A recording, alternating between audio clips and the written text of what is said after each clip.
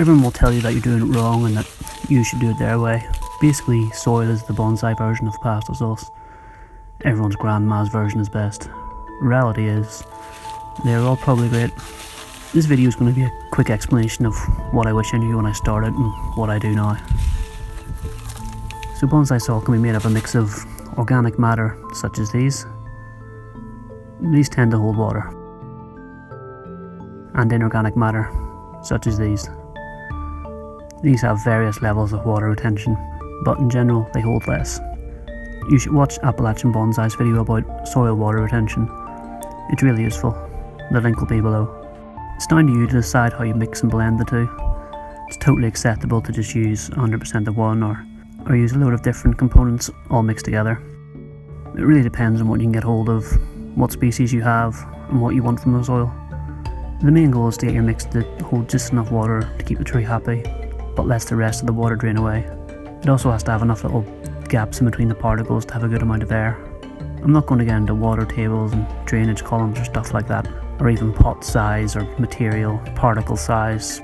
That's for another day and really not important unless you've got some serious good specimens.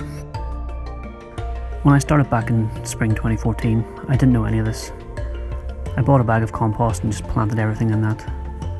Did everything live? Yes. Does pure compost maybe hold a bit too much water and maybe not have enough aeration? I think so.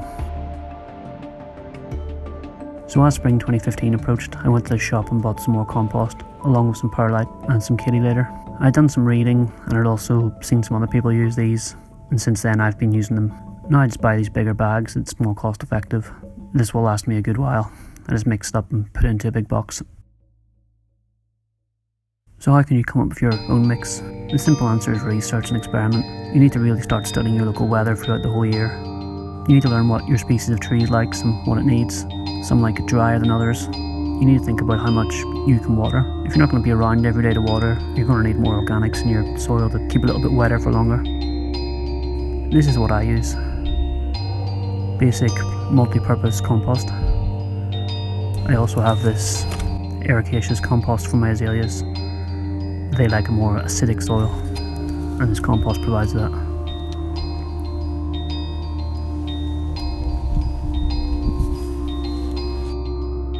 Perlite, which is very lightweight. The white colour is annoying, but I can live with it.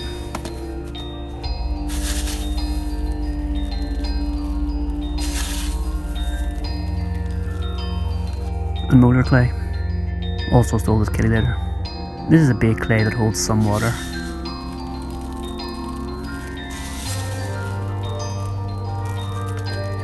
There is a video by Beets by Eric you need to watch. He shows what happens when you buy the wrong type of kitty litter and how to fix it. The link will be below. I mix these in equal parts and I've had great success with this. I don't sift it or anything. If you see any video where I repot, it's always very loose and crumbly soil. It's never overly waterlogged, but it does remain damp for a few days, so I don't have to water daily. This suited my crazy work life in London perfectly. The only exception is I grow my succulents in just perlite and molar clay. I don't want any water retention in those, so I just leave the compost out.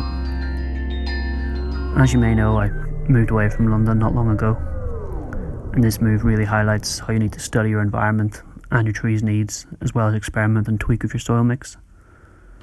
I'm going to have to change a few things come spring. This is my willow. It loves being wet. I actually have it in a tray of water at all times. I could probably add more organic material to its mix. It would probably really enjoy that. This is my olive. It's from the Mediterranean and likes to be slightly drier.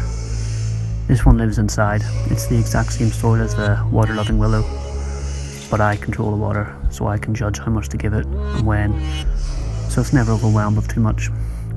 However, this olive lives outside, and now it gets a lot more rain than it did when it lived in London. It's also in the same soil, but this one struggles, and I feel it's too damp, especially over winter.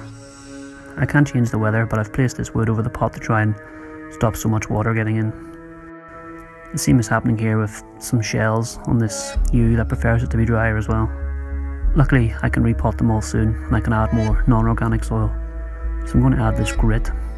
It doesn't absorb any water, so it should help balance it out and stop it being so damp all the time. I'm not sure how much I'm going to add, but I'm sure I'll work it out. Just for a further comparison, this is Aussie Bonsai Bloke. You should check out his channel, the link's below. He has some epic olive trees, but he plants them in this pre-made mix.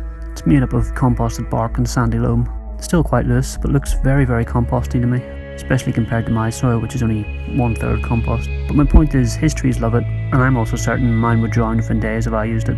This is solely down to the environment. It's very hot where he is. His average winter days are actually warmer than my summer's hottest days. He needs the extra organics. They work for him in his mix. This is perfect for his environment. Alternatively, I think if he used my mix, it would just dry out too fast in the heat. He would need to water his trees like 10 times a day. It just wouldn't work for him. So hopefully this helps explain a bit about experimenting with your soil to fit your tree's needs, and trying to find a balance that will work with the conditions you have. Our pots are quite small and we just want to find that optimum balance for them. So now the next time someone on the internet tells you your soil is wrong, you can happily ignore them, as they have no idea what your weather conditions are like. Just use your common sense and you'll be fine. Thanks for watching. See you next time.